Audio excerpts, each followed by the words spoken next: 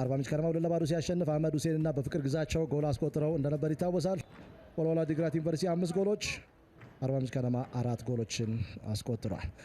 ጨዋታው ተጀምሯል። ጨዋታውን የጀመረው ወልዋሎ ዓዲግራት ዩኒቨርሲቲ ነው። ሙሉ ጥቁር ማሊያ በመልበስ ከቀኝ ወደ ግራ እያጠቃ ይገኛል። አርባ ምንጭ ከነማ ከላይ ነጭ እንደዚሁም ውሃ ሰማያዊ ቁምጣ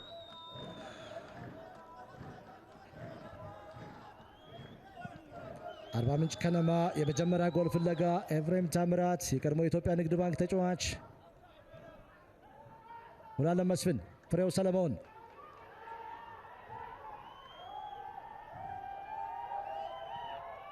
ወልዋሎች አርባ ምንጭ የሚጋለጥበትን ቦታ አውቀውታል። ኤፍሬም ታምራት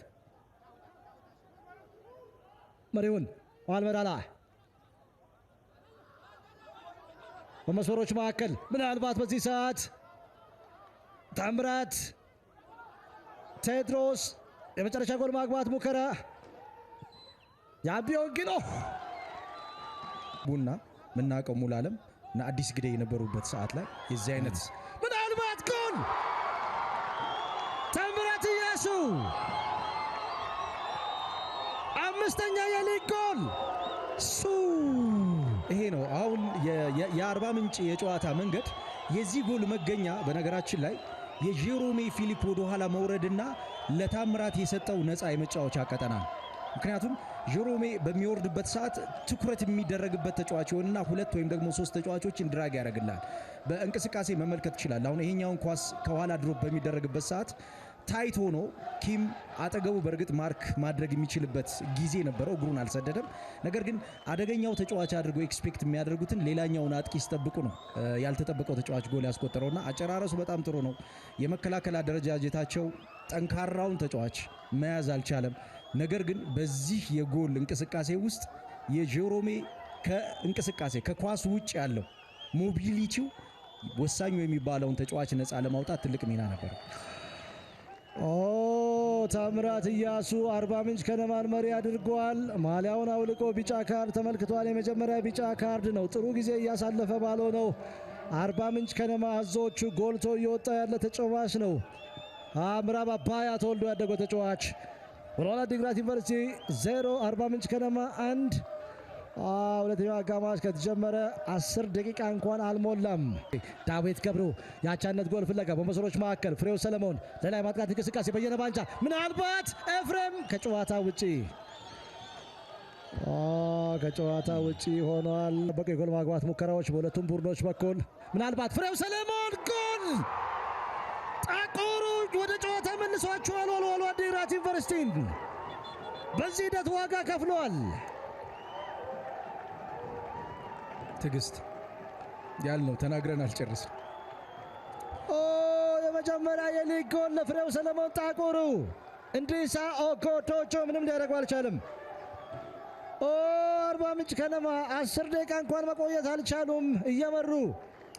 አሰልጣኝ ግርማ ጌሙን ያነበበበት መንገድ የሚገርም ነው። ምክንያቱም ጌም ኮምፖዠር ነበር የሚፈልገው። ተመልከት፣ ኳሱ የሚነሳበትን መንገድ በእርጋታ ወደፊት መሄድ እንዳለባቸው። አሸናፊ ፊዳ የለቀቀበት ያሬድ ጋር ነው ኳሱ። ቀላል ኳስ ነበር አሸናፊ።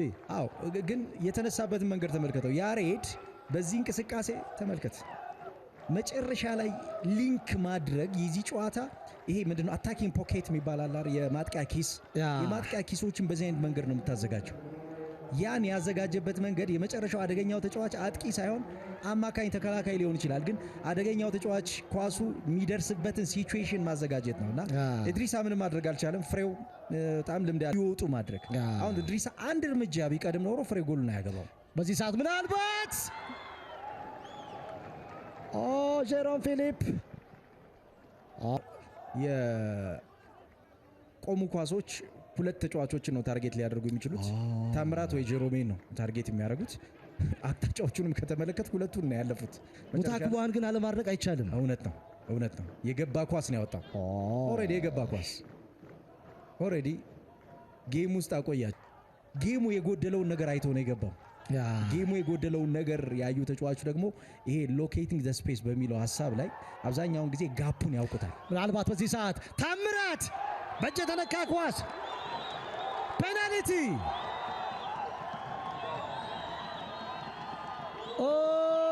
እጁ ተፈጥሯዊ ቦታ አይደለም አሉ አዳነ ወርቁ። ይህ ጨዋታ በድራማዊ ክስተት የተሞላ ነው። ቀድሞ ግን ቢውልዳፑ ላይ እጅ የተነካ ኳስ ነበር።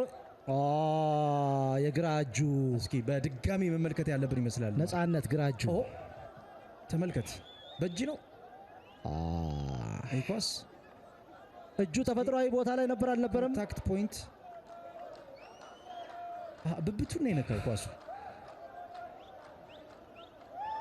ብብቱን ያገኘው ወይስ ከፍ ብሏል? እጁ ተፈጥሯዊ ቦታው። ነገሌ አርሲም ቆይታ ነበረው። ምዕራብ አባያ ተወልዶ ያደገው ታምራት ኢያሱ ሳተው። በድጋሚ ምናልባት ጎል ሊያገኙ ይችላሉ ወይ? ምታከዋ ጆኤል ኳሱን ያዘው። ወርቃማ ዕድል ነበር አርባ ምንጭ ከነማን ወደ መሪነት ለማምጣት። እዚህ ጋ ነው ክርክሩ። አሸናፊ ተገኝ ተካካም ጎሉን ማስቆጠርን ፈልገዋል፣ ግን በመሃል ቡጣቃ ሸመና አስታርቋቸዋል። ታምራት ይሄ ሞመንት ማርክ ሁሉም ግን የመጀመሪያ መቼ አይታወቅም ወይ? ጭራሽ ኳሱን አስጣለው እኮ ኤፍሬም ታምራት። ኤግዛክትሊ ኤፍሬም ኳሱን መቶታል። በድጋሚ እንመለከተዋለን። ኤፍሬም ኳሱን አስጥሎታል። ይሄ ሳይኮሎጂካል የሆነ ቶርች ነው ለአንድ የፍጹም ቅጣት ምት ለሚመጣ ተጫዋች። እንደዚህ አይነት አክት ማድረግ የለብህ። ምክንያቱም የአርባ ምንጭ ከነማ ከበኩል የቆመ ኳስ የሚመታው እርሱን ኤፍሬም ጥሩ ዴሊቨሪ ምናልባት ቡጣቃ ሸመና። እነኚህ ደጋፊዎች ልባቸው ከፍ ዝቅ ብሏል። እየጣሩ ነው የሚገኙት። የቁርጠኝነት ስሜት እያሳዩ ይገኛሉ። ቡጣቃ ሸመና ቡጣቃ እንዳልካቸው ይህንን አጋጣሚ ሊጠቀም ይችላል ወይ? አርባ ምንጭ ከነማ ይህንን ጎል ማስቆጠር ስለ 3 ነጥብ እንዲያስብ እድል ይሰጠዋል። 10 ደቂቃም ከዛም ያነሰ ጊዜ እንዳልካቸው ምናልባት ታምራት ደገፍ ማድረግ ብቻ እነኚህን ደጋፊዎች የቁጭት ስሜት ውስጥ እንዲገቡ አድርጓቸዋል። የሆነው ነገር ምንድን ነው? ዋው ፍሬደር ነበር። ታምራት እያሱ ነፃ የግንባር ኳስ ነው። ታምራት መቅበር ነበር የፈለገው። ታምራት ፑር አይደለም በሄዲንግ። እንዳልካቸውን ፓስ ግን ሳናደንቅ አናልፍም። ምክንያቱም አድሬስ ማድረግ ያለበትን ተጫዋች በደንብ አድሬስ አድርጓል። ታምራት አልቀበረውም ኳሱን፣ ወይንም ደግሞ በግንባሩ ኳሱን እንዴት የመጨረሻውን የራቀውን ወይስ የቀረበውን አንግል መምረጥ አለ። የዴኒስ ኦኒያንጎ እንደዚሁም ደግሞ ሮበርቶ ደንካራ ካሲስ ቡላ ኤሪንግተንን ፈለግ ተከትሎ የመጣ ተጫዋች ነው። በዚህ ሰዓት ምናልባት ኪሩቤል ወርቃማ ዕድል ያለ 2 ዲጂት ውስጥ ቶሎ የሚከት ነጥብ ነው የሚያስፈልገው በዚህ ሰዓት። ጀሮም ፊሊፕ ምናልባት ወርቃማ ዕድል ጎል ታምራት ኢያሱ። ጀሮም የተደበላለቀ ስሜት ግን ጀሮም ፊሊፕ ዘካታሊስት ሁሉም ነገር ነው። ናይጄሪያ አጥቂ በዚህ ጨዋታ ላይ ምን አይነት ፐርፎርማንስ ነው እያየን ያለ ነው? የዚህ ልጅ ጣጣውን የጨረሰ ኳስ 6ኛ የሊግ ጎል። ሁሉም በክፍት የጨዋታ እንቅስቃሴ የተቆጠሩ ናቸው። የጀሮሜ ፊሊፕን እንቅስቃሴ እያወራን ነበር። የዚህ ጨዋታ ካታሊስቱ እሱ ነው። ስፔስ ይፈጥራል። ፔኔትሬሽኑ አደገኛ ነው። እይታው፣ እርጋታው፣ የመጨረሻ የሜዳ ክፍል ላይ ገብቶ የሚያደርጋቸው ፖዚሽኖች በሙሉ በጣም የሚደንቁ ናቸው እያልን ነበርና ጀሮሜ የጨዋታው አልበም ነው ለኔ። በዚህ እንቅስቃሴ የጨዋታው ሁሉም መገለጫ የሙታኮዋ ጁዌልን ኮከብ ተጫዋችነት ያጠፋ ፓስ ነው የፈጠረው። በቃ ዛት ሴት ይሄ ጨዋታ 1-1 ቢጠናቀቅ ሙታኮዋ ጁዌል ቀዳሚውን ቦታ ይወስድ ነበር። አሁን ግን የዚህ ጨዋታ ታሪክ ታምራት ኢያሱ ሆኗል። 2 ጎሎች